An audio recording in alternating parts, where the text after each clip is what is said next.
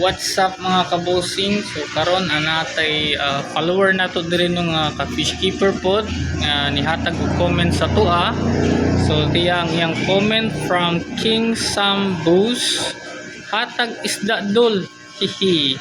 Alright, so puhon-puhon kung makalahutay og 1 year ang atong pet shop diri sa Dambantayan, maka celebrate ta o first anniversary sa katuig diri sa pet shop, manghatag tag isda na puhon, no? Porque murag mo na nang time nga kami na po'y angay mohatag sa atong mga customers o something valuable kay mag 2 months pa man ta diri.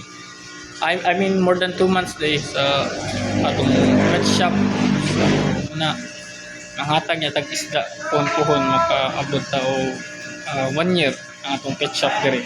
Okay, so mao lang to mga kabosing. So paabot-abot lang sa mo ngatag ta puhon.